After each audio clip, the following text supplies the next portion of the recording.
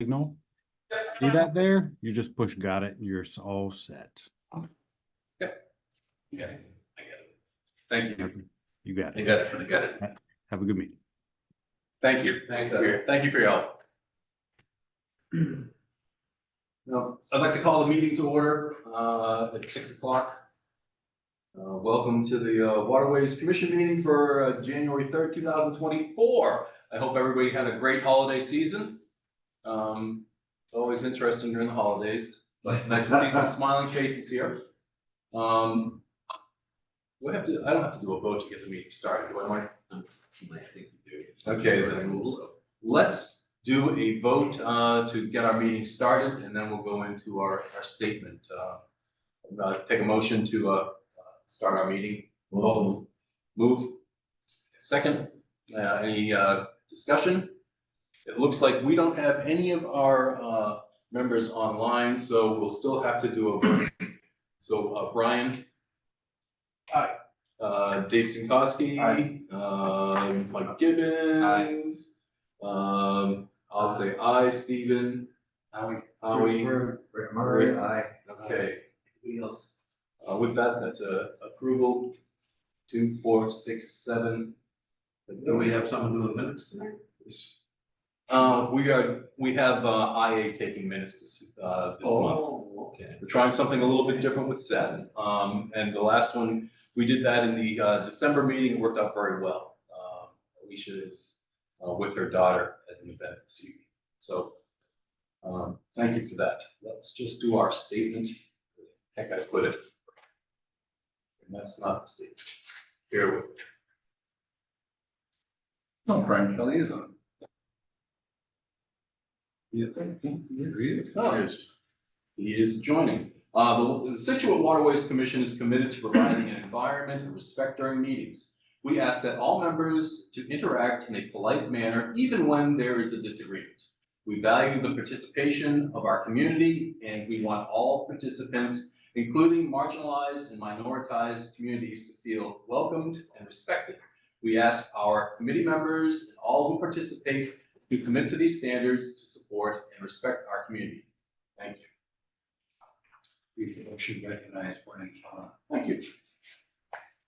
For anybody that's here, it looks like Brian Kelly has joined the meeting. Brian, welcome. Yeah, mute. He is on mute. It looks like. Yeah, Mr. Kelly should be joining you here in a second. Mr. Kelly, if you want, unmute yourself. We'll hear from him in a minute then. I'd like to entertain a motion to accept the agenda for tonight's meeting. So moved. Seconded. Howie, Mike, any discussion on, we'll call the roll. Brian? Aye. Dave? Aye. Rick? Aye. Mike? Aye. Howie? Aye. Stephen? Sure. Myself, Dave, Brian Kelly? Still. Mr. Kelly has left. We'll check back in on him. Awful. Okay. Everything I said. Item number 3, the acceptance of minutes from December 6th. They're still being put together with the IA thing, so we will push those off to our next meeting. There was no correspondence in the mailbox over the past month. Chairman's report. I just have one thing that I want to just get out there to everyone that is available. And this is regarding the amendment to the rules, the mooring rules, regulations, and application. The Scituate Waterways Commission will not be commenting on the amendment to the mooring rules, regulations, and application that was approved by the Scituate Select Board on Tuesday, December 19th. All questions and correspondence should be directed to their office. Thank you. We can send this thing back if anybody else would like to sign in for our meeting. Yeah. Did you guys get it? I'm sorry. Underneath. Stephen, Harbor Master's report. Well, I can start off with Cohasset. I was asked to start taking applications and start administering moorings over the Cohasset Harbor. It's been going very well with a lot of people coming in, giving us their information, and we've started a wait list over there as well. And they've started applying for wait list as well. So everything's going along very well. People come in, few of them come in with a couple of questions, we answer them best we can. And moving on very nicely. Very good. Any questions on that piece for anybody? Okay, what else is happening around the harbor? It's getting cold. We had a little bit of skim ice today, but other than that, we really haven't had any ice at all. I did run the de-icers for a few minutes just to get the growth off them. Woods Hole Group has been down at the harbor earlier in December. Some work down there. Also, we have the Cole Parkway, the company that's looking at the Cole Parkway parking lot and that area. And they've been down there to a lot of surveys. Those are some of the things that have been going down in the harbor. Other than that, it's been relatively quiet. Quiet is good for this time of year. And also, you have the Woods Hole Group, We do. did you introduce them and? Yes, Thank so Leslie Fields from the Woods Hole Group is on, and I think I can turn it over to you, Leslie. Are you muted or unmuted? Leslie, you should be good to go. Leslie, you there? Yep, I'm here. Perfect. Okay. Hello, everyone. We want to use the screen. Good evening. Hello, Leslie. My name's Leslie Fields. I work at the Woods Hole Group. And we were hired by the town probably almost a year ago to start the comprehensive dredging and disposal permitting for sites in Scituate Harbor. I do have a PowerPoint presentation with like 4 slides. I didn't want to make it too lengthy. Just sort of hit some of the highlights. And then I thought if you guys wanted to ask questions, hope I can answer them. So can I share my screen, or does someone have to give me permission to do that? Ms. Fields, you're good to go. Share your screen. Terrific.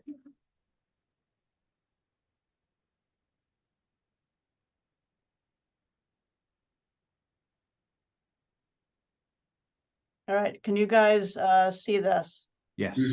Yes. Gonna go into presentation mode.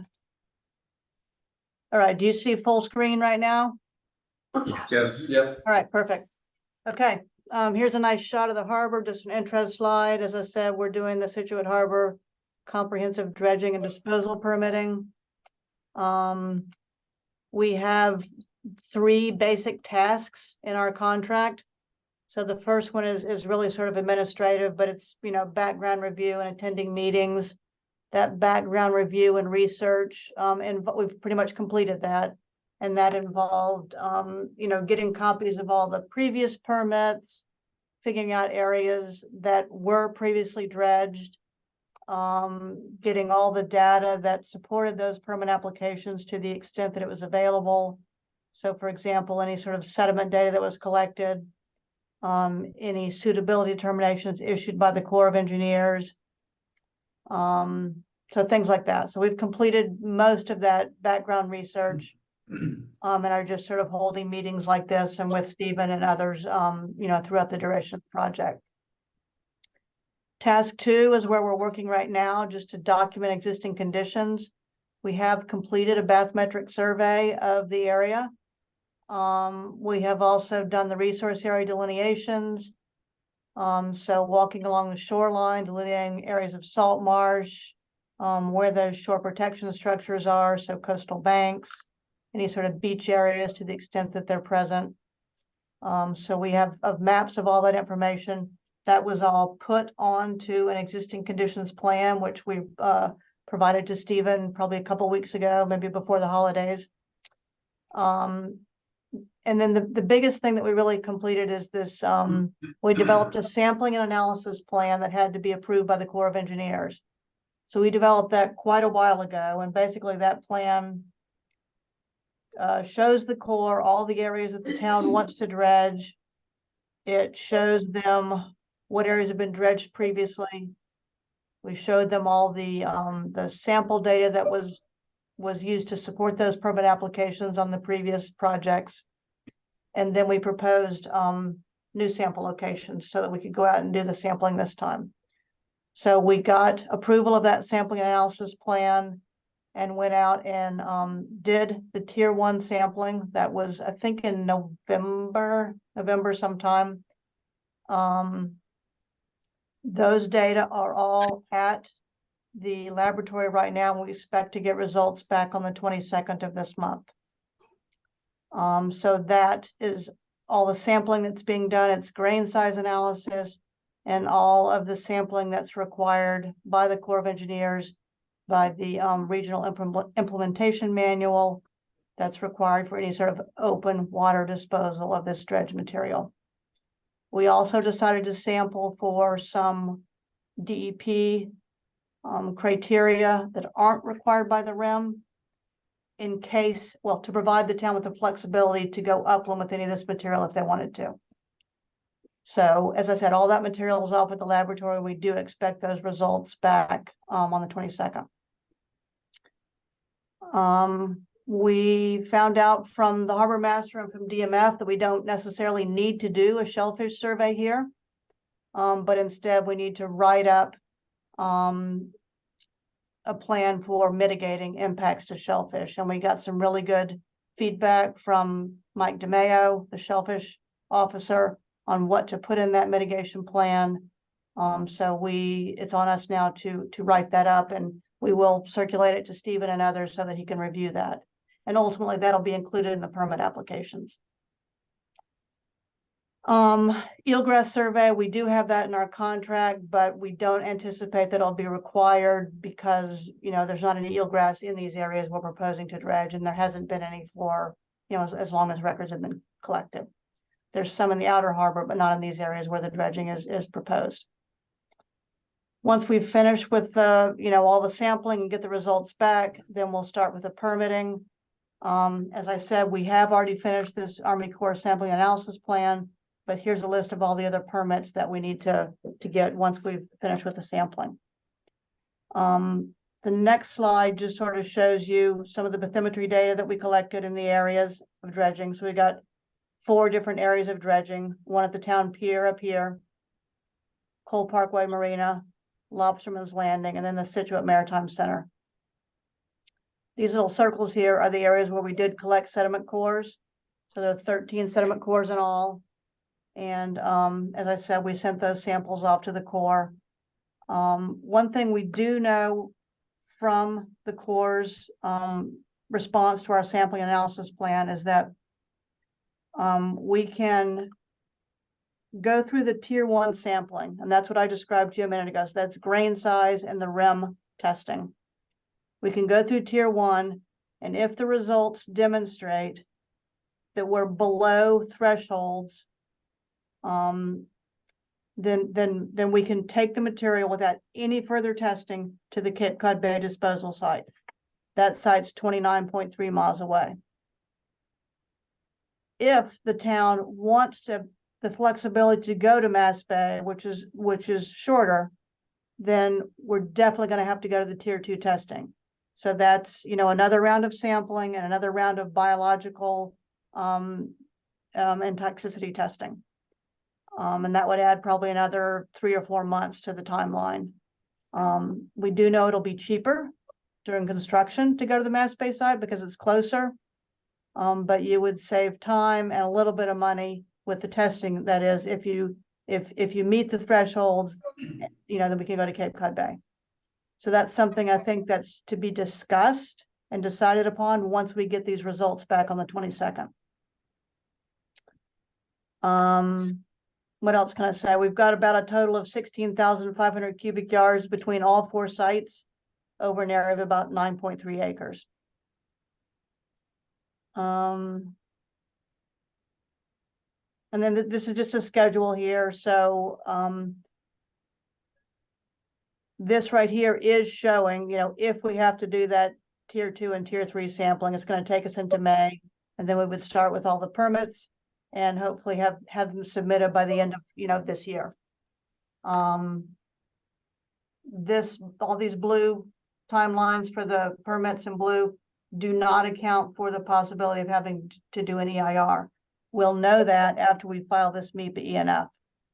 I don't anticipate we're gonna be required to do an EIR because the bulk of this dredging is maintenance dredging. It's been done before. I don't anticipate having to do an EIR, but we wanted to just make sure that you knew that, there is some risk that the agencies will require that.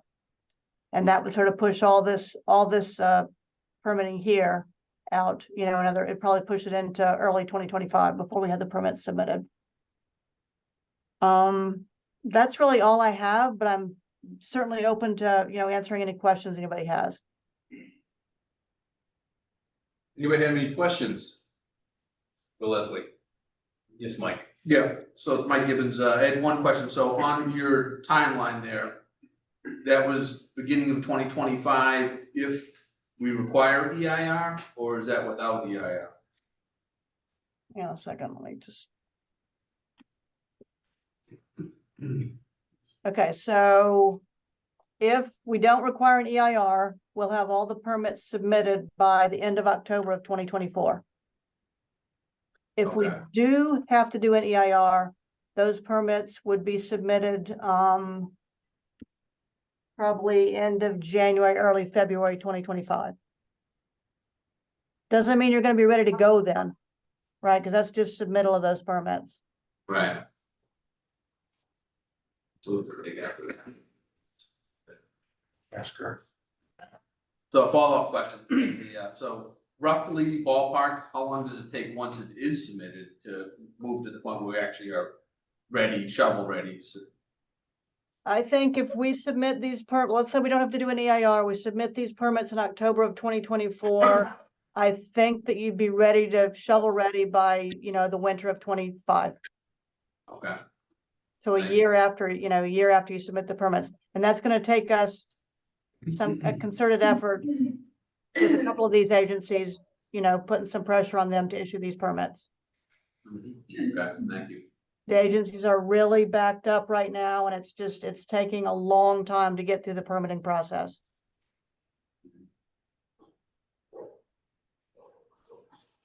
Any other questions, sir? Rick Murray. Leslie, this is Rick Murray from Woods Hole Oceanographic. Nice to see you. Nice to see you. Yeah, so just you folks, my group contracts with Woods Hole Group on some other projects. It's not a conflict, but just wanted everybody to be aware to work with Leslie and their team on other projects. Leslie, just some rough numbers regarding the tier 2 testing versus the potential savings by only going half the distance because Mass Bay is that much closer than Cape Cod.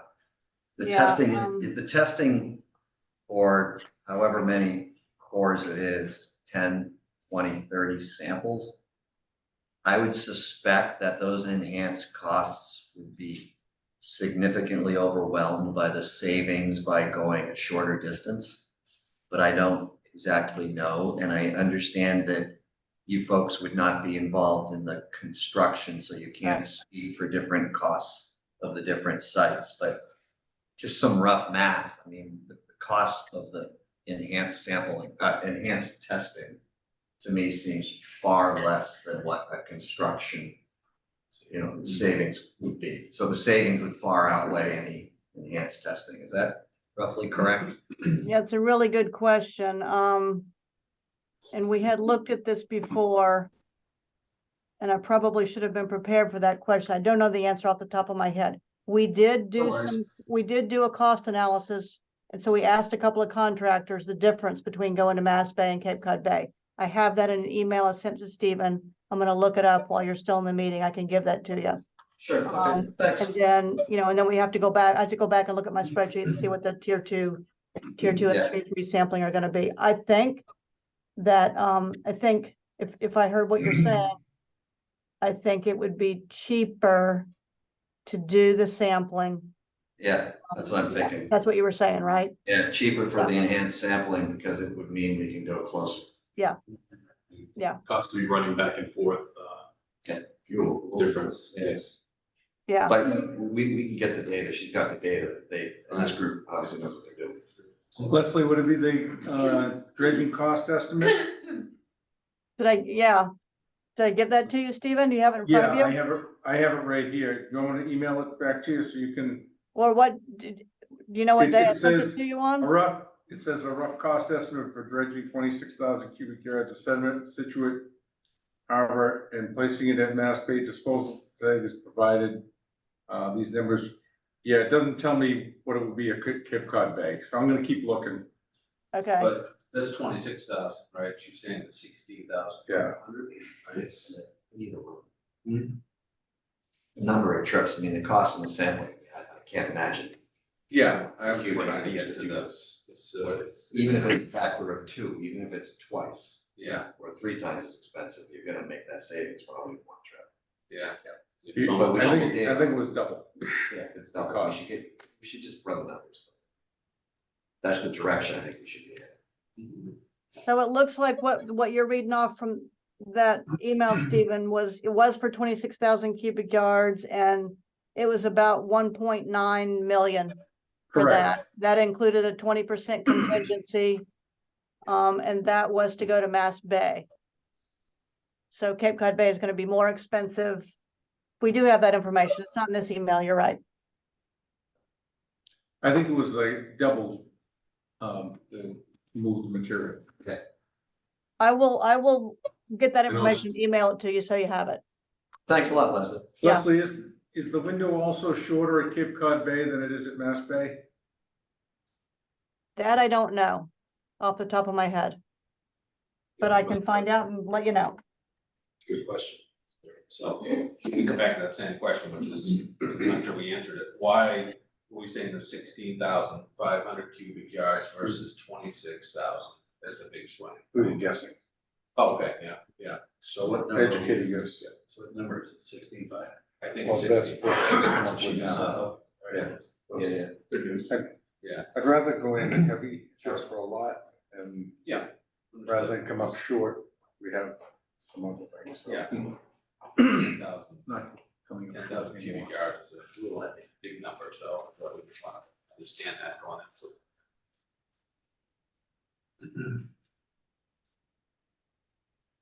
And Leslie will have better numbers later on the 22nd of this month with the lab material testing, so. Good, and thanks to Mike DeMayo for helping with the shellfish piece as well. Yeah, that was terrific to get that news from him.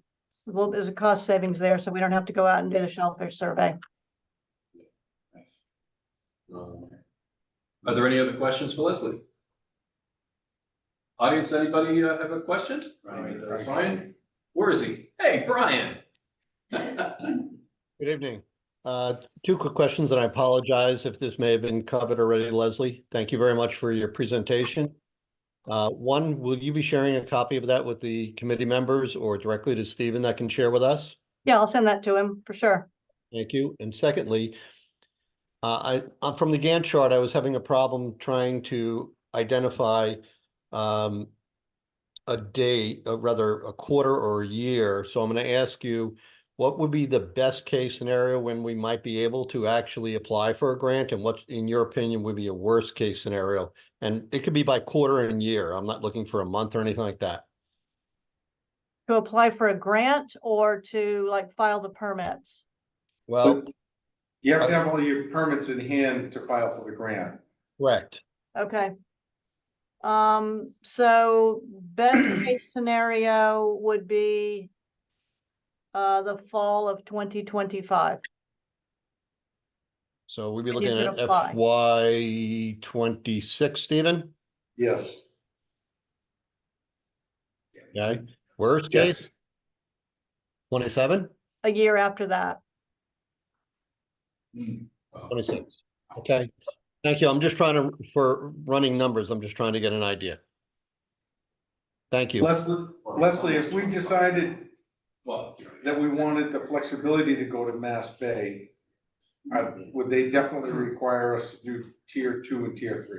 Yeah, that's a requirement for anybody to go there, no matter what your tier 1 results are. It makes financial sense. Can you do the testing sooner rather than later on that? We have Or do to you wait until we get the results back from the tier 1 The Corps takes a look at it and they give us sort of a modified sampling plan, then we go out and implement it. So there's Okay, a little bit of back and forth, and not something we can expedite. yeah, all right. And the core is very backed up. Well, it's awful. Brian Kelly? And one last, Question by Brian? yeah, one last question, Leslie. The $1.9 dollar figure that you provided, that was strictly for dredging with a 20% factor added to it, correct? Correct, but it was also for 26,000, not the smaller volume that we've calculated. So for the smaller volume, what would that be?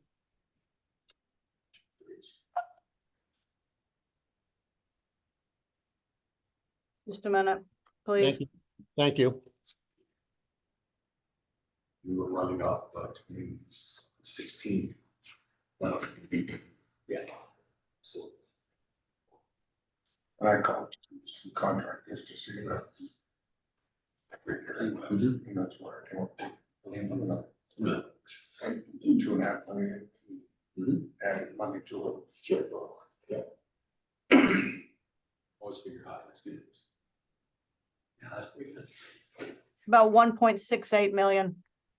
Thank you very much. And does that also include a 20%? Yeah, it did, yeah. Thank you. I was just using the unit value of $30 a yard for the dredging. Great. Thank you very much. Yep, you're welcome. Good information. Any other questions for Leslie? Hearing none, I'd like to thank, we asked earlier, audience, any other questions? No, thank you. Thank you, sir. One other question, which is really more important. So when we originally set out to do this, it was to get permanent so we could do dredging anywhere in the harbor, right? Does this cover, I was a little unclear, does this cover the entire harbor if we do dredging a couple, just the areas that are called out? Just the areas that are called out, correct. Okay. All right. I mean, a lot of the parts of the harbor are Yeah. within the Federal Navigation Channel, so the Corps is in charge of dredging that. They're not gonna let you touch it anyways. Right, I get that, but I know when we set out to do this, we talked about having it permanent for the whole harbor with the value so that we needed any areas that popped up. As we went, we could, quickly get to have it done because we had everything permitted, right? Yeah. And So, then we changed the scope to make it more cost effective. okay, But isn't the benefit, to your point, these areas that they've already indicated, we can continue to maintain. Yes. the Sure, permitting yeah. we have, so that's the value of it. yeah, The north corner of the harbor's got eelgrass and so forth, we're never gonna do that. But I- yeah, I- that's what we think of it, but I was just still under Yeah, yeah. the impression that we were looking at everywhere in the harbor in case it popped up, which happens every once in a while, so. So if you had someone come in that was passing by and people would say, can you get a hump over here in the mooring field? Well, to me, you bring up an interesting point, because what about the area over by, for instance, the Jericho ramp? Yeah, Is that excluded here? I believe it is, It yeah. is. Not included, yeah. And should it be part of the comprehensive plan? Well, I'll throw that up to you guys. I was thinking the whole harbor was part of the plan, but I didn't remember that we changed the scope on it, so. Yeah, it was just, you couldn't afford it. Remember when we looked at the prices? Yeah, I do recall the price drop. I could see Jericho being added, just that area outside the ramp a bit. I don't know where does the state have any responsibility for that? Or they're only the concrete ramp itself? I don't know where Where the line is. Yeah, I don't know where that line is. I wouldn't worry about any of the marinas that are private over there in that area, obviously. Wouldn't worry about that. I wouldn't worry about that, but I could see potentially the Jericho. It's a small area. Fran, any thoughts? That was designated as a state area for last switch. It was, It was Federal Dredge, which was Yeah. yacht club to the northeast part of the harbor. It was a space untouched. Yeah. It came back in from number 8, but none, all Yeah. in. That was done as a state, or for the state. cool. And they were different Yeah. designations, they also different requirements of both parts. The depth and the coast.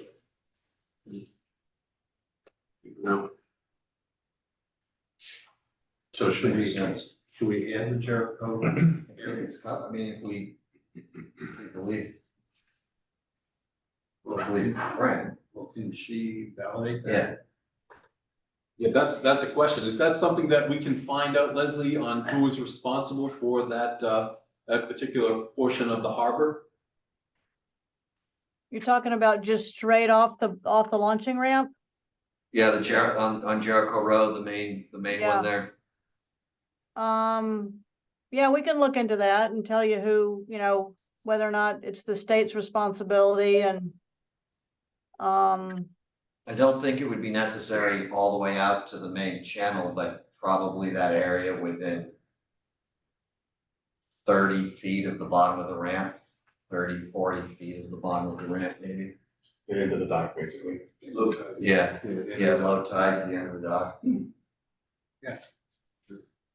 I mean, one thing we could do is get out there and do a survey for you and see what the depths are. If that would help you. So well, I don't know where the bottom of the ramp is, but where I see it in this photograph is about 80 feet to the bottom of to the end of the pier adjacent to it. Is that what you were talking about, going to the end of the pier? Yes. Before we do a survey or anything, let's see who's got quote unquote jurisdiction over responsibility or potential dredging. and then what's required if we have these in after the fact end of the code, is it exponentially more to do it later instead of adding it on to now, Oh, I would think we would add it on now, I would suspect, Yeah. because then it's just sampling that goes in with all the others. Yep. Right. A quick little survey again. To your point, right, we wanted to make sure we did comprehensive permitting Yeah, as big as footprint as we can get, right? yeah. So I guess the board is just, would like to have you look at, from about the end of the ramp, the boat ramp out to about the end of the pier. To the Okay. east of the ramp. And see whose jurisdiction it is, if possible, please. Yep, we can do that. And if we did add this to the scope, would it set us back time-wise at all? A little bit, yeah. If the little bit is months? Sampling. Probably. I mean, we'd have to modify that sampling plan. I don't think it would take long, but we'd have to modify the sampling analysis plan. If we have to go back out for the tier 2 and 3 sampling, we'd collect tier 1 samples here and probably have, it'd probably be a couple of 2 or 3 months. And additional cost? Yes. Yes. Some probably. Sometimes you have to charge the ship sails on that. Yeah, it all costs money. Let's just see what it is if it's our jurisdiction. Yeah. But I think a couple months over 3 years is in the noise. It's in the noise of what Everybody the knows. permitting agencies are gonna take their time. Cost money. Find Yeah. out who's got a It's a small jurisdiction. area. All of 1 or 2 cars. When can we get the answer? Well, I think let's find out, but Let's also find it out. doesn't need to be dredged. 8 feet low tide's not bad.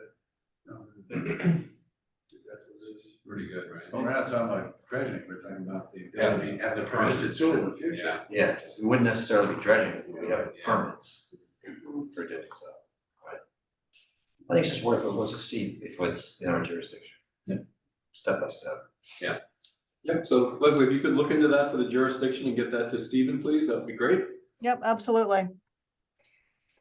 Are there any other comments or suggestions? Mr. Devine, we do have a hand raised. Would you like to take the question? Yes? Go ahead, Brad. Mr. White? Hand and address, please. Thank you. Brad White, go ahead, name, address, please. Hi, Brad White, 149 Old Main Street, Marshfield Hills. Can you hear me okay? Yes, sir. Okay, 30 days ago, I was at that ramp hauling, and I can give you an exact number. It is at low tide, 1 hour either side of low tide, at the bottom of the ramp, it is 4.5 feet deep. So that's a real number, and just thought I'd share it. Thank you. You bet. Any other questions? For people that don't know, while we were going through this, just so everybody knows, Susan Harrison from the Select Board, our liaison, has joined the meeting. Welcome, Susan. Thank you. Leslie, thank you so much. Great information. We appreciate everything you and your team are doing to try to help us with this project. All right, thank you very much. Yep, please just get back to Stephen with a couple of those questions that we asked, and thanks so much. Yeah, Will thank do. you very much. Thank you. Good night. Thank you, Leslie. Good night. Excellent. Anything else on your neck of the woods? No? Very good, thank you. Old business. Jim Boudreau is not available to be here tonight. There are a couple items that he's been working on, the Scituate Maritime parking lot and the harbor Wi-Fi. And I know that Susan from the Select Board checked in with Jim. Any updates on a couple of those projects? I do, and I know you're all waiting to hear about it. We are. After that rain, I went over to the Maritime Center. It's definitely somewhere between my ankle and my knee.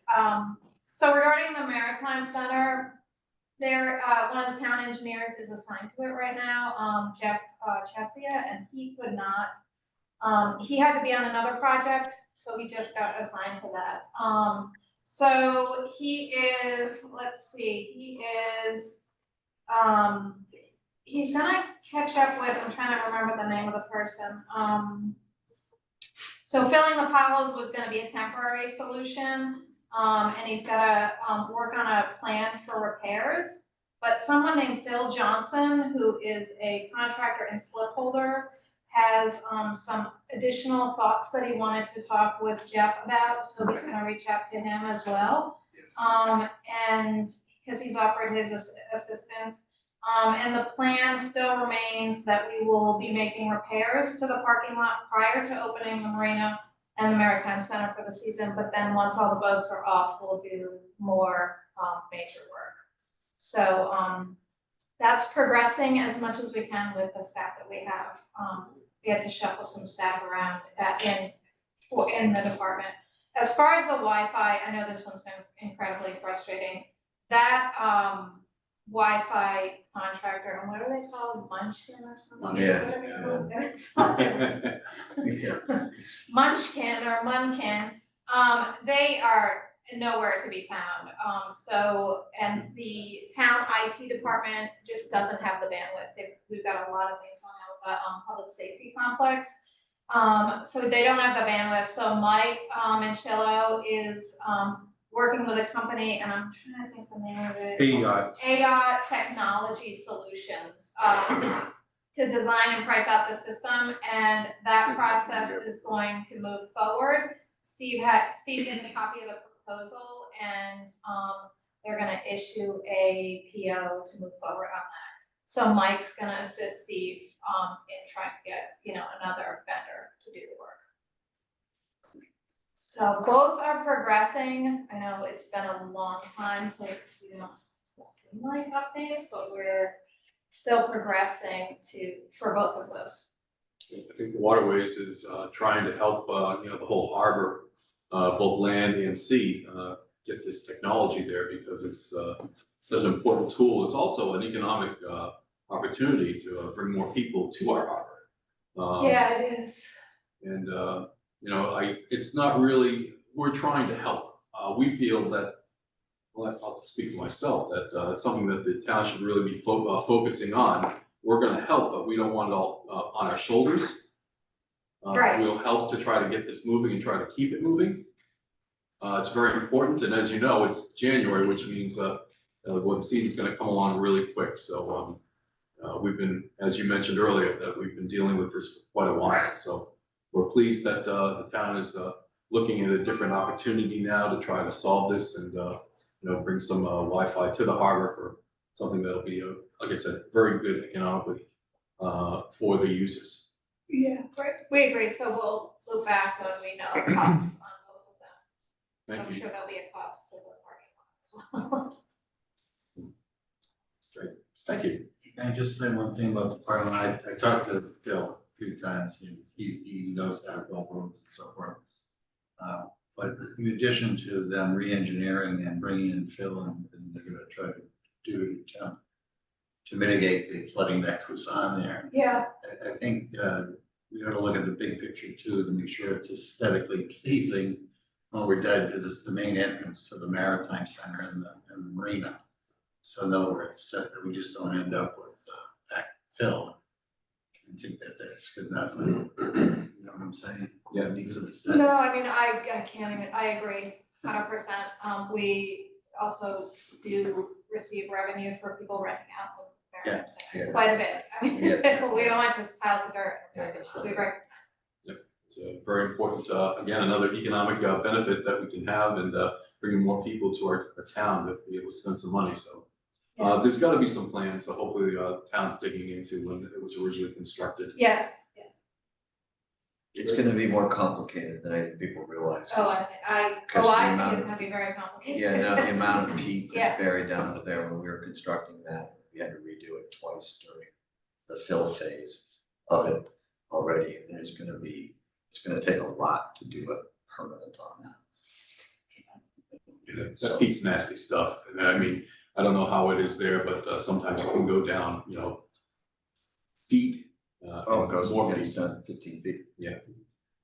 That stuff is nasty. We really appreciate the updates, thank you. Yeah, and they're gonna also work with conservation too Yeah. to see about options. Yeah. Thank you. We're gonna get to our other favorite topic, dock boxes. As everybody knows, we've been trying to come up with a solution for some dock boxes over at the Maritime Center, and we've been through, I think, about 7 different versions right now. Some of the big highlights that we've been working on to try to satisfy what we did, just so I'll go back just a little bit. There was a petition that was signed by members that base their boats over there, really looking to get some dock boxes. The town, when we completed the Maritime Center, had agreed to not allow dock boxes on the new Maritime Center because we don't want to put any holes or anything on the floats, which makes sense. But with the other side being older, and also because of there's a lot of differences over there. There's a lot of requirements to be able to get articles and personal items and fishing gear to and from the parking lot. Having the ability to have dock boxes there is very good. However, with the ADA requirements, we had to go and start looking at some alternatives to make sure whatever we're putting there is something that's going to meet that demand. And looking at that, and also to satisfy what I mentioned with the select board, what they were looking for their intent. So the latest thing that we have, we put together yet another addendum or amendment to the rules and the regulations of the docks. So I don't know how you guys want to move forward with this. The biggest couple thoughts that has changed since we talked about this over the last couple months is what we'd like to be able to do is tie it into the town of Scituate's lottery program, that everybody has to go through the lottery program to be able to get one. We're still in the process of trying to come up with an opportunity to figure out how many dock boxes that we can actually place. And the dock boxes will only be located on the main floats, on the floats A, B, and C. So like I said, we're trying to work on that. We've been in contact, Dave Sinkowski has been in contact with our town people for the Americans with Disabilities to try to get a sign off from them that what we're doing will be acceptable. And then I think the other final piece is really just coming up with the size of the box. And there's been a lot of back and forth on that. And right now, and that's what I really wanted to bring to the board today is, what's working, what's not working, what can we add, what can we take away? But to make it something that everybody is satisfied with. I'd like to be able to get that back as quick as we can to the select board.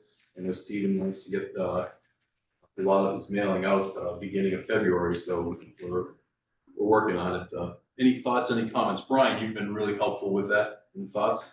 No, it just, I mean, I think the last meetings that you did were good, they having the lottery system in, and I, you know, I think with, you and I have gone back and forth on dock box sizes, and I think that, you know, having a box that can fit a 6-foot rod will be important to the, you know, to the patrons out there. That's one of the things that they want to be able to do is lock up their fishing equipment, so. David? Yeah, so the gentleman's name that Steve gave me was Jeff Dugan. He just texted me, apologized, that holidays and sickness, he asked me to call him in the morning. So I'm confident we can bring this to a closure tomorrow. That's it, yeah. Yes, the 36 inches, which the state and mirrors the federal requirement, but the Board of Select person asked that we verify it, but we're doing that. Yeah, I think like my understanding is that the requirements change a lot, and they just wanna make sure that we have people in town that know the requirements, like, you know, backwards and forwards, and they just want sign off on that, so that we don't put it there and then have to take them out. And we're doing it. Yeah, no, so I mean, I think it's as easy as once the person signs off. Yeah. Nothing easy. Yeah. Well, I just mean, But it's. I'm confident we're close. I agree, nothing's easy. Jeff works for the state. Yeah, I think you know. Sorry, I thought he was done. No, I just want to say that as far as the lottery, I think it's a good idea also. But I also want to remind you that I think we only had 20 dock boxes historically. They've been there for 30 years without a problem.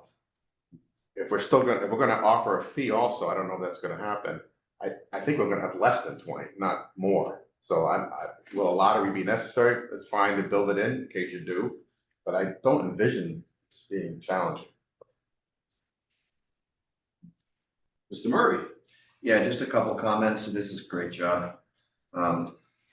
Everybody that worked on it. And then paragraph 1 for Maritime Center. It says at the second to last sentence, at any time, sole discretion, any reason, harbor master may permit or not permit the use of the dock box. But also add some language in there that says the harbor master can actually remove one as well. Because one could interpret that as. Really it's my understanding at the select board meeting, that they did not want me to be in a position like that. Okay, I'm just putting forth. Because they didn't want me in a position of saying you can have one, you can't.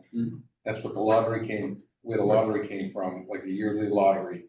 And the size, you guys tell us the amount that you want, once you hit that amount, that's it. I understand all that, but I'm just wanting to preserve your right to do so if someone is abusing the dock box, or it is not in good shape, or it is, you know, leaking fuel, or Can't have fuel in it. the person is selling beer out of it. Is anything wrong with beer? Anyway, they just thought it would be, because as it says, kind of looks like one could interpret this in a suspicious way, which is what we kind of have to do, is once it's permitted for that year, there's nothing that the town can do to remove it if it's not being taken care of. I just wanted to flag it for your consideration. I would say the next, you know, the next paragraph down says that, you know. Yep. That'll take care of that. Having the dock box. The next sentence that says not everyone will be entitled to a dock box. You might want to consider changing entitled to be allowed or something like that, because actually nobody is entitled to a dock box. They all have to go through the lottery or whatever system they come. When we come It's up not with, an entitlement. when we come up with and finalize our basic parameters of this amendment, I've asked Stephen to run it through town council to make sure that it satisfies. Of course. Yeah. And then very near the end, maximum box size, that paragraph. Yep. Dock box will only be affixed to the dock with approved fasteners. Totally dig it, I'm on board, but who's doing the approval? Approved by whom? Approved by my cousin Louis? Well, I think it goes back to the second paragraph where no dock box will be allowed without prior harbor master approval. Installation approval is at the sole discretion of the harbor master. So I think it's in there. I mean, you had suggested weights in the bottom. Yep, and I think That would be better than with weights, that we could be added to the interior of the dock box. Yeah, just The flag, weight would be better than any fasteners. Right. You know, get some sort of weight in, nobody's gonna be stealing the whole dock box and lugging it, you know. I can also tell everybody that Stephen was very helpful. He's never been a fan of dock boxes, but Hey, I made, look, something bad happens, someone gets killed because of a dock box. I've made myself very clear. but he's been very helpful with it. It's long enough that the metal's not. Hey, well, electrocuted. So the only piece really, so what's missing now is really the ADA compliance issue, and then just figuring out how many dock boxes can be added to those 3 floats. And really, that's about it. I think everybody's fairly clear with what we've put together here. Now, with a lot of help. Any other board questions? Mr. Kelly, anything going on back there? There he is. Thank you. So are we answering all the questions that the select board had here? Does this answer all the questions? I feel that we've hit their requirements. They had. If you have the size of the box in there, Yeah. Yes, are you doing a fee or not? yes. That's what I. Yeah, I didn't put the fee in. ADA sign off, Yes, ADA is not signed up. but eventually, yeah, Yes. those were the, so the fee needs to be Yep, we'll decided, get the and I fee, think they yep. were leaning towards some sort of fee, something, and they asked for the advice of the Waterways Commission. Yep. The other thing, the question I had is the, related to the new method, whether it's a lottery, but so would everybody be eligible for a dock box there? Anybody in that marina could Anybody in that sign up marina? for that. Because lottery. the, how it was presented was accessibility, right? Like those small, people with smaller boats don't have the storage. So I would want to make sure that you're not all the people with smaller boats then don't hit it on the lottery, and everyone with the bigger boats also have it up. No, anybody that Because signs I also up for the think it's part lottery, of the would be in it. accessibility issue. I think majority of those smaller boats are on those docks. On those docks, Yes. okay, Am I wrong or? and the other reason why the lottery is good is for new people that come in. right.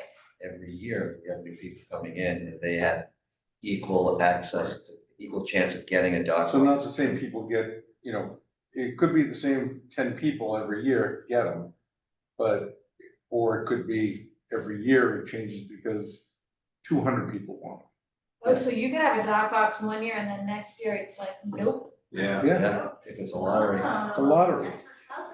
Ah. yeah. It's not, hey, Oh. Just send them to you. not an entitlement. Especially guys that have been there for a long time. I don't know, I'm curious how Look voters at feel John, about man. that. John has It questions. sounds like we're trying to fix a problem that's not there. We'll just have to see, And it's a moot point, it doesn't matter. it goes to Sinkowski's point there, I mean, if there's a high demand, we have to do that, and if there's not a high demand, it won't be an issue. Because we can only have X number due to ADA compliance, is that why? No, I think it really just, it depends on the amount of space available, depending on the size of the box. Where the pylons are. Yeah. All that. Pedestals. Pedestals. You have to be 36 inches from anything that's going to obstruct. Gotcha.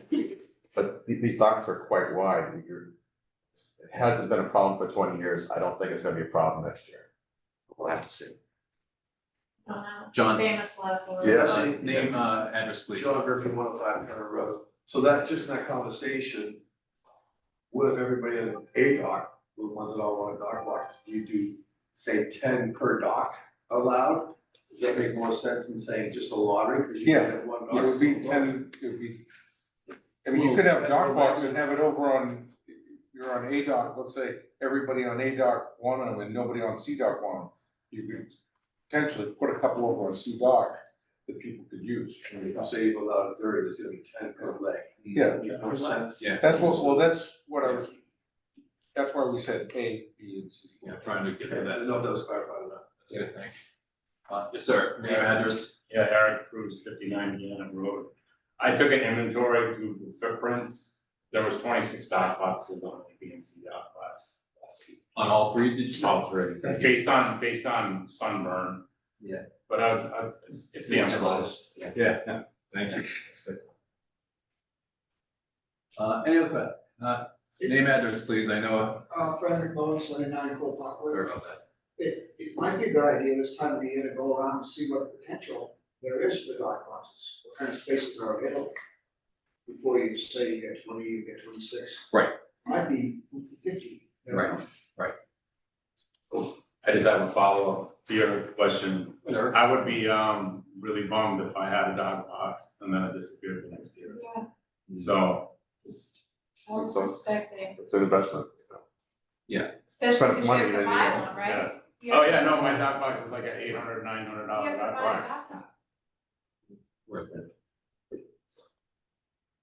And they get back to the whole It- fairness, Yeah. It would be the one thing It's like I, an entitlement well, again. but fairness to other people to get access, because if it's the same 10 people each year, then and you don't have the ability for other people to get a spot, that becomes problematic, right? But to your point earlier, if no one, if you had 26 to 4 in total, then. Right. Yeah. I mean, we just have to see how the numbers work. Because one could argue, well, we don't do the warnings every year. Once you get a warning, you're in.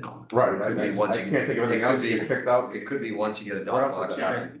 And you have a lottery the next year for Kayaks. any remaining. Kayaks, yeah. Oh, yeah, Kayaks, okay. rescue, Kayak, right? So, I think you just have to see the numbers. Yeah. Yep. See the numbers and see how it Kayak. goes. Yes. We'll work. And Mr. Janine, you do have a hand raised if you're taking public comment. Thank you. Mike O'Neill, welcome. Hi, gentlemen. Mike O'Neill, 33 Circuit Ave. Can you hear me okay? Yeah, I just wanted to point out that the dock boxes are anywhere from $1,000 to $1,400. And there's enough room on the docks, both from the federal regulations and the state regulations, to have dock boxes on both sides. I know that would be different, but it seems punitive to take somebody's dock box away from them when you have the space to accommodate more demand for it. And since we've been discussing economic benefits, there would be an economic benefit to the town as well.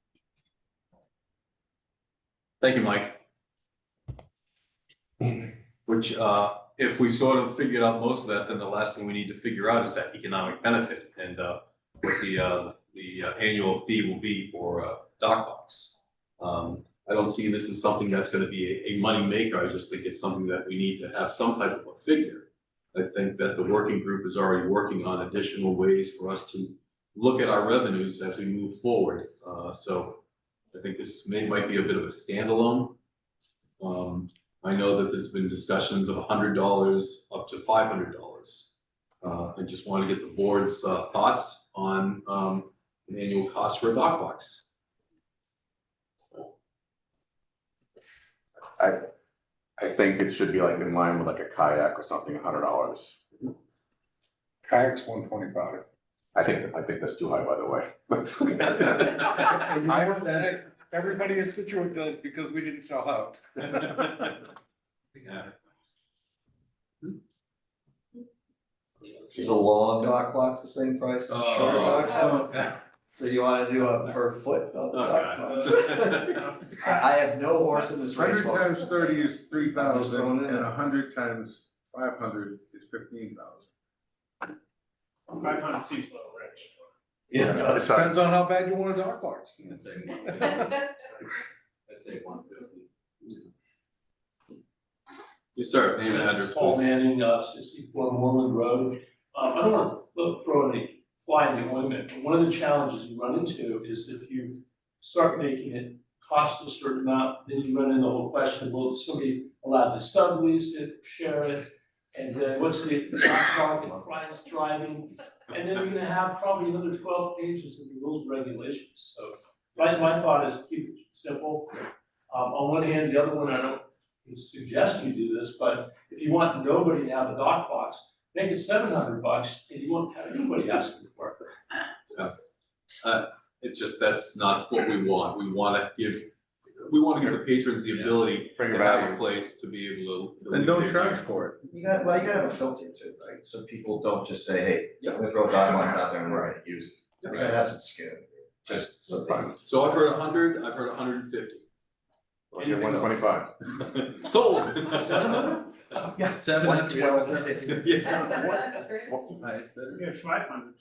Mike O'Neill, looks like your question up, or did you not? put Yes, your hand up? just one more point. If it does operate on a lottery system, then, you know, would the town provide the dock boxes which are transferable to the winner of the lottery? Town can That's buy up. the dock boxes, but they'd be a lot more expensive. Yeah, no. Now we're up to I don't 500. think we want to. Yeah, I We don't want to get that business. We're too involved So- now. So like if you look at marinas, you know, up and down the seaboard, a lot of marinas offer you the slip, and then they offer you the dock box, and then there's an upcharge for the dock box. So if you go to Florida or you go to, you know, go to anywhere down south, the marina provides the dock boxes. And I think people are okay with the dock box, but it's pretty punishing to buy a dock box that you may not have the following year, if you can understand. Yeah, right. Agreed. Well, let's just solve the annual fee. So we can get this thing pushed along. Yes, sir. Yeah, let's start this year at 150. Okay. You can always change it next year. No, let's start this year at 100 in order to go up. One of the points that's been made in the past here, some of the reasons for the dock box, fishing equipment, we have limited security. Right. At that marina. We even have limited lighting to get down to the marina at night. So why do we have to overblow this thing? 26 people, the small boats, we really shouldn't. I'd like to add to your point also, that the public has shown concern about the price being too high. Why start at the highest number or higher number? I would start at the lower number. Then if the following year, we want to adjust it, we could always adjust it up. Yeah, we've already bounced Paul's 700 figure. Okay. But that makes good sense. I think in a situation like this, you want to start low. And then we can work our way up. Everybody agree with 100 or 150? Go ahead.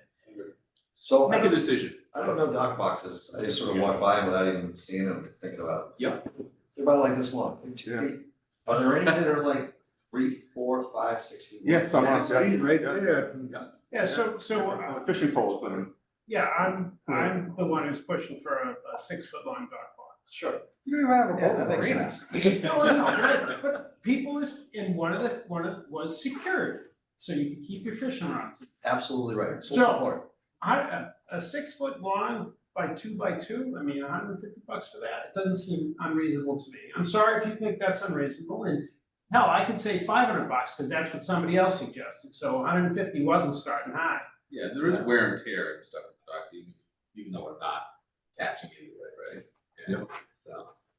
So. But again, I don't think we need to really belabor the point because we're hoping down the road to replace those docks or at least replace pieces of them down the road, correct, sir? So I'll move 125 as a midpoint between the 150 If and. it gets us out of here, please, yeah. Yes. Life is compromised, folks, So right? it looks like there's a motion for well, I'll move 125 as a flat fee regardless of size of the dog box. well, do we get a second on that? I second it. Okay, any more discussion? Okay, we'll do a roll. Brian Kelly, Yes. Dave Sinkowski, Yeah. Rick, Yep. Howie, Yes. Stephen, Abstain. Brian, You never get me on. Michael, and Dave, yes. Okay, 125. Thank you. So is this over? Do we go back to the select board and we're? As soon as we get that letter of Count. compliance in account, yeah, we'll try to work the count out this week. And that way we can schedule up very quickly for the next select board meeting. And they also, like I said, I'd really like to have council take a look at it. But thanks a lot. It's been a lot of hard work to try to get there and, take care of the folks that have been there a long time, but it was just, thank you. Oh, boy, item 8, liaison reports, how, anything up with, Pier 44? No, the engineers continue to do their work in preparation. Believe that, Paul Bartlett wants to go to town meeting for CPC money. So that's what they're targeting right now, is to complete the engineering that needs to be done so that they know what they can ask for. And then go from there, so that's happening in the background. You have a question, name and address, please? Yes, Paul Scarl, we're 26 Hughes Road. And Pier 44 parking lot. And I know that the town voted in this project, but that is a very valuable asset to the harbor vicinity all summer long. For that area to lose 55 parking spaces is gonna create havoc down in that side of town. The Scituate Harbor Yacht Club doesn't even allow their employees to park in the yacht club parking lot. They direct them down to that direction. Or the part of the launch ramp parking. You have the restaurant, you have the people coming in their trailers and their guests looking for parking. I mean, I would really like to see you not lose all of those parking spaces down there. And I think that this is a waterfront issue for that part of town all summer long.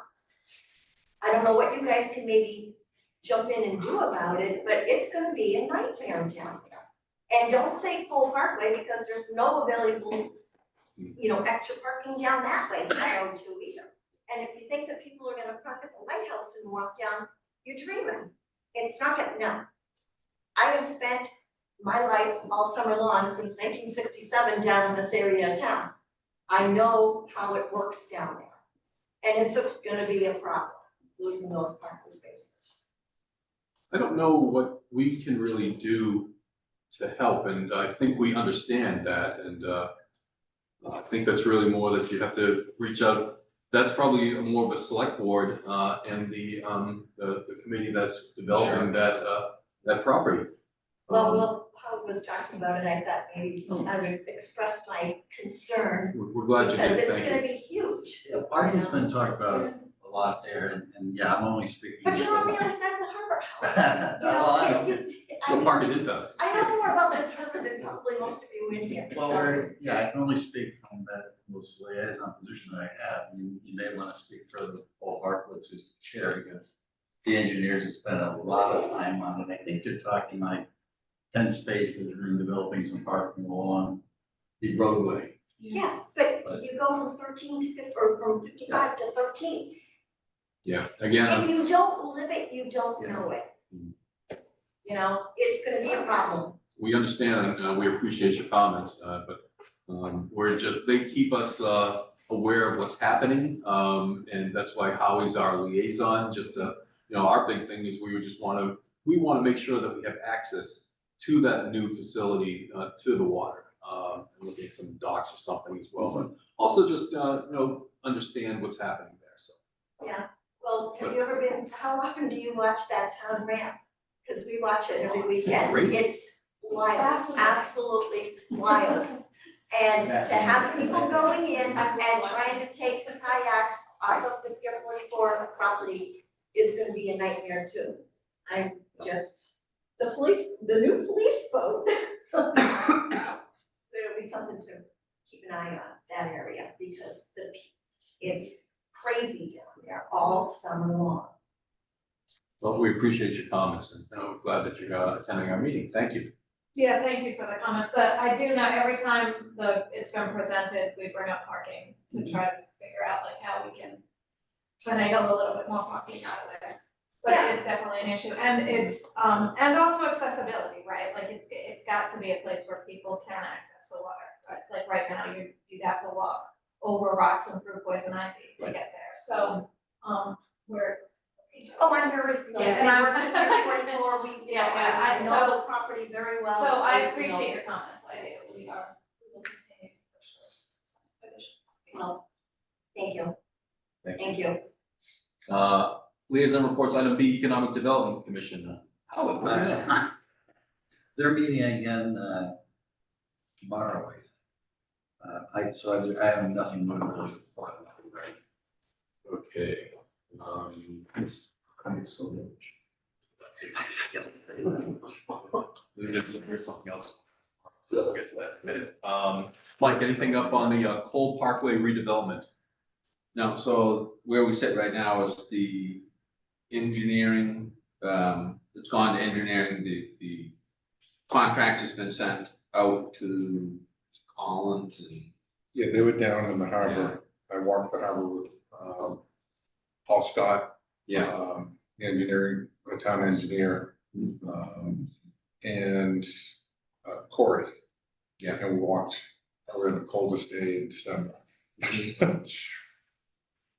So we walked, we were down Pier 44, and we walked along Penn Street down into the parking lot, different areas, all the way over to almost like Maria's. So they've been there, they've been looking around, they've had their engineers down there doing survey work. yeah, they're starting the survey work, but they'll be working on this for a while before they come back with recommendations, probably, I think almost a year that they'll be working on it. So it's the permitting of the comprehensive plan. I'm sorry, what's that? We can make it once to do with the. Yeah, right. So I'll keep you updated with it. We meet again in I think 2 weeks on the 16th.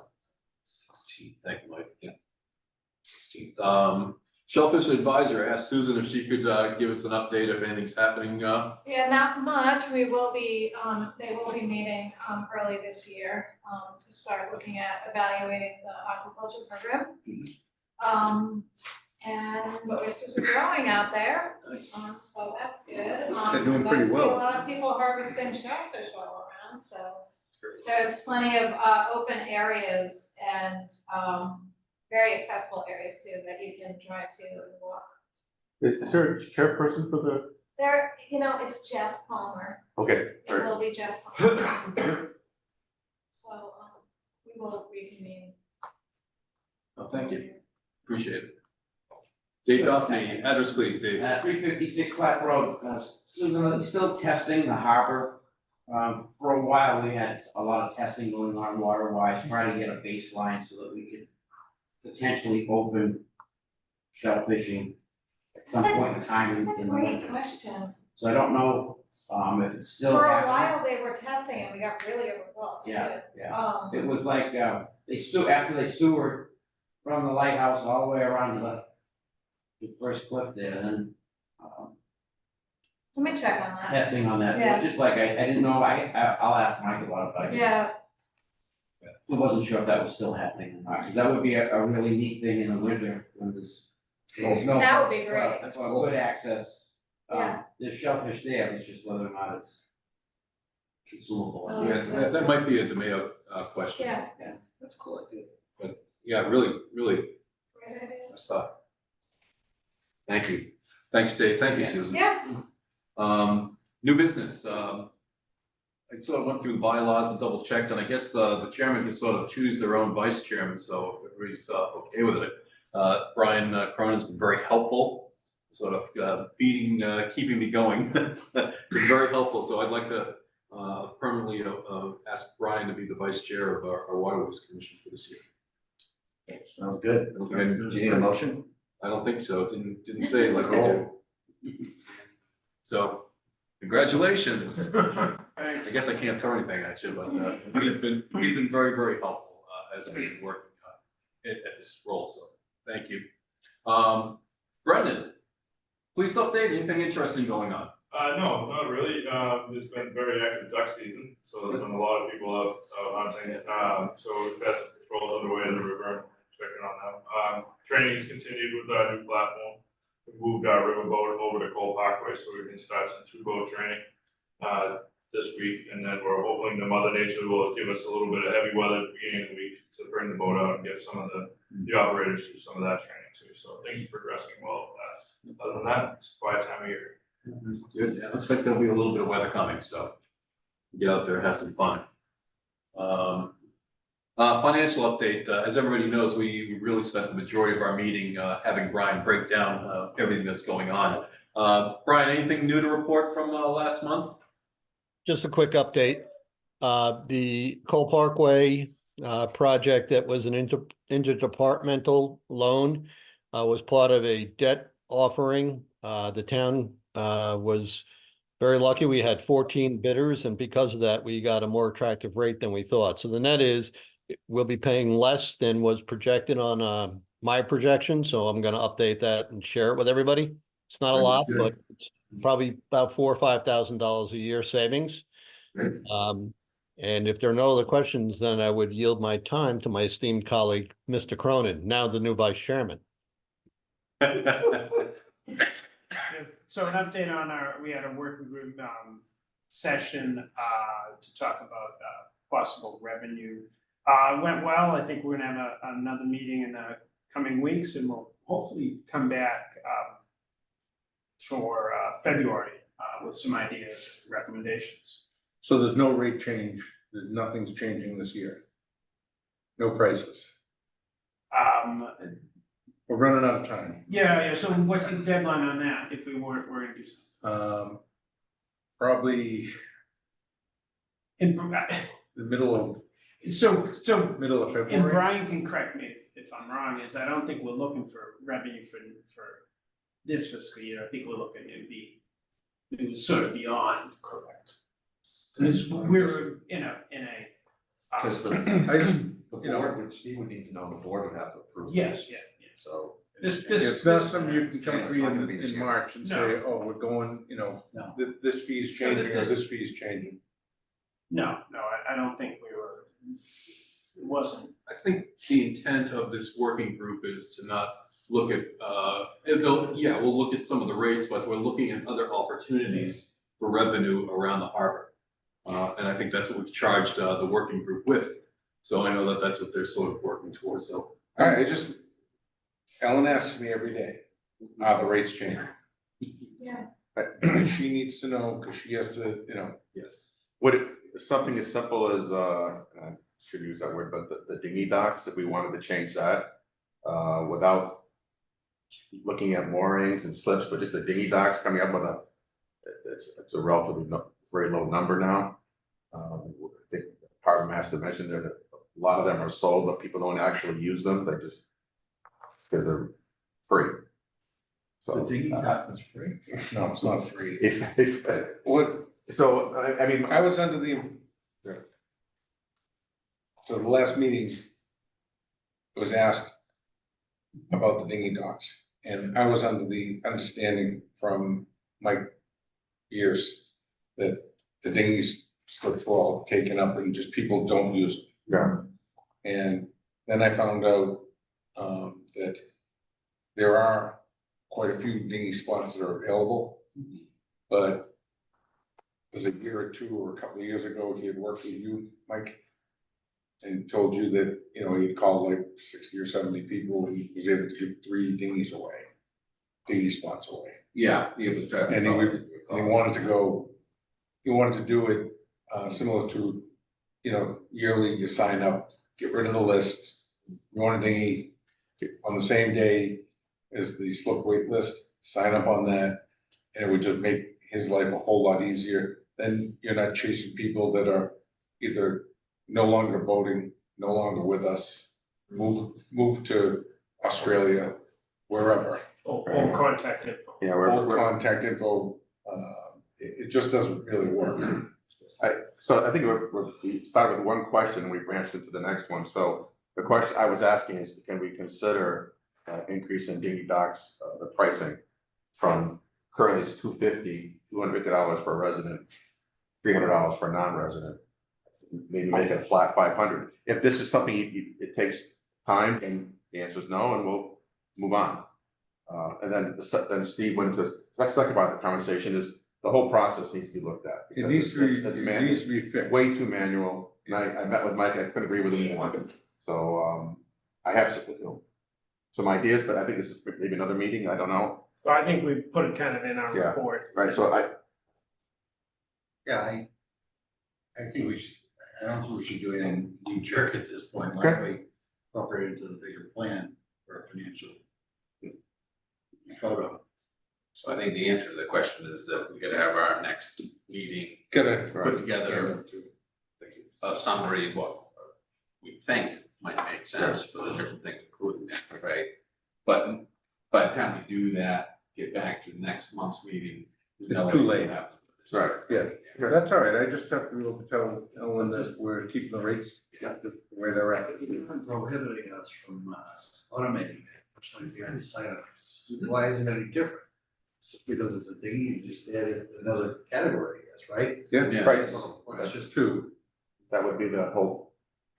So, I mean, the recommendation from Mike was that you do some info blast saying that, you know, example, as of March 1, we're no longer using a waiting list for dinghies. That gives the public a chance to come in and say, hey, you know, the 200th person on the list, that was me, and I want my dinghy, that I want to use it. At least they can apply for it then. But from that point on, no one responds, and you move to, you know, there's no longer a waiting list. They'll just do an info burst like Steve does for kayaks, and people come in and apply for a dinghy. Right now, we're not selling all of them. And it's not just the dinghy price. They have to also have a waterways usage fee. So They don't have that now. They don't have that now. No. Mike thought they did. Okay, all right. No, there's no waterways under 15 feet or 15 or 16 feet, there's no waterway user. Okay, all right. And Mr. Deneen, we do have two, I'm sorry, we do have two hands raised. If you're still taking public comment, you just let me know. Thank you, Seth. We see both guys. We're just trying to hash it out here, and then we'll open it up to the audience. Dave, anything else? Nope. Anybody else on the board have any discussion? Mike Bowman, name, address, please. You're up. Hi, thank you, guys. I appreciate all the time and effort you put in here. My name's Mike Bowman. I live at 24 Jericho Road. My question is specifically to the dredging process, and it's a great project. I think that if I'm correct, it affects 4 specific areas. In Leslie's map, all 4 affected areas are specific to town marinas. Mike, can you hang off on that question? Right now, we're just trying to work on this dinghy dock issue. We'll be handling participant questions in like 2 minutes. So sure. I'd like to be able to give you your time. So I just want to finish up a conversation on our dinghy docks, and then we'll move forward. Fantastic. Thank you, sir. Brad, anything on the dinghy docks? Brad White.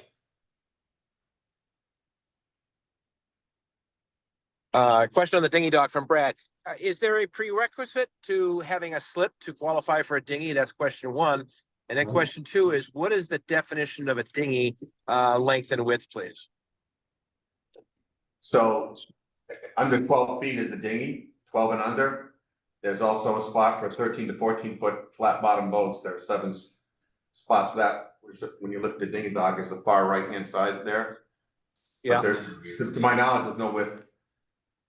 No. And no prerequisite for a slip. Yes. Thank you. Could you say that again? You came in broken up. You said there's no limit? There's no requirement for width, and there's no requirement to have a slip or a mooring. Got it. Okay. Thank you. Thank you, Brad. I got a question. Just in consideration for the folks with moorings, if you were to wipe the list and start it that way, would there be potential for someone who relies on their dinghy to get to their mooring? They'd already have it. Their grandfather. We're not taking anything away. Oh, right on. We're just trying to make the list so it works. I was thinking that some of those guys that's their way of life. Yeah. Right. Yeah. Excellent. Any other comments or suggestions on the dinghy dock or the working group for revenue? I really appreciate what everybody's doing with the working group, the members that are on it.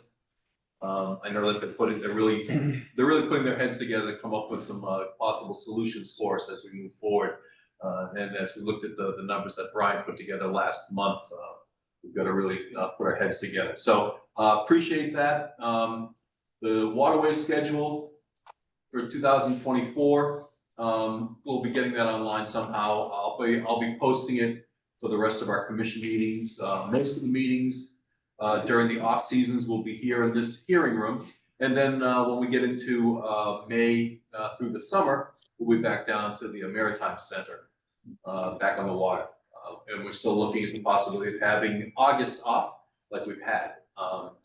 So that's where we are with our 2024 schedule. Also, tomorrow, 6:30, Cohasset Harbor Committee Communications Subcommittee will be holding a meeting, just in case anybody wants to sort of hear what's happening over there. Again, and that is, you can get on, you can watch that remotely if anybody wants to see what's going on with Cohasset. And finally, with that, I'd like to go to participation. And Mike Bullman, thank you for pausing for a minute. You have the floor, sir. Thank you, guys. My question is specifically about the dredging. I think it's a great project. The only problem that I have is I know that we'll be going for grants, and I might be a little bit premature here, but I would hope that we're not going to be passing on any of the costs to the other boaters in the harbor that don't receive a benefit from this, i.e. the harbor usage fees that are charged to other boaters in my marinas for dredging that'll be taking place at your marina. I think I'll ask Brian to answer that question. Sorry, Brian. Which Brian? Yes. The vice chair. So Mike, at this point, we don't know if we're going to proceed with the dredging. Obviously, the momentum is moving in that direction. If you heard Leslie earlier tonight, best case is fall of 25 before we can even look for a grant. Potentially fall of 26. So that pushes it out to 27 and 28. For me to project FY 27 and 28, how we're going to finance this thing is a little early in the process. So I really can't answer your question with complete clarity at this point.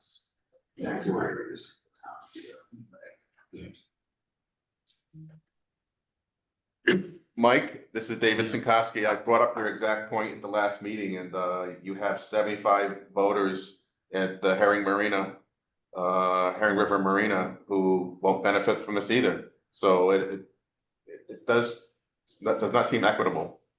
Right. It's just a fairness issue is all I'm asking. I agree. I think the project is a great one, don't get me wrong, but I think it should be paid for the people that benefit from it. Well, we're working towards trying to figure out a solution as we move forward with that, Mike. So we appreciate you being able to sit on the meeting and listen in. And, you know, as we move forward, we want that public involvement so that we make decisions that are going to benefit the harbor as a whole. So really appreciate everything you do around the harbor. So thank you. Sounds good. Thank you, guys. Appreciate it. Thank you. Anybody else have any comments or questions? Name, address? Everybody looks pretty happy. It's good. I don't see any more comments online. Move to adjourn. We have a move to adjourn. Second. We have a second. I have to do a roll call. Brian Kelly, Yes. David Sinkowski. Yes. Rick Murray. Yep. Howie. Yes. Steven. Abstain, yes. Thank you. Brian